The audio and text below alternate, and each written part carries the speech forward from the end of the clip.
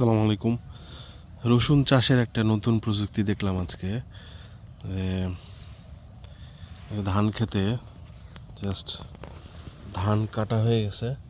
ধান কাটার পরে রসুনগুলো জাস্ট মাটিতে অল্প একটু পুঁতে দিছে, কোনো রকমে সামান্য একটু পুঁতে দিছে। তারপরে 2-3 দিনে রসুন গজায় গেছে।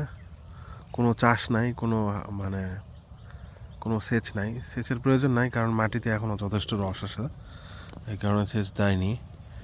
এইভাবেই মানে খুবই মিনিমাল, সামান্য পরিশ্রমে এবং খরচে রসুন চাষ হয়ে যাচ্ছে। এটা রাজশাহীর বাঘা উপজেলা। এখানে এখানে আমও যেমন হয়, খেজুরের রসও তেমন হয়। মানে যে প্রত্যেকটা ধানের ভীমের আইলে আইলে খেজুরের গাছ, এই যে খেজুরের গাছ, এই যে খেজুরের গাছ।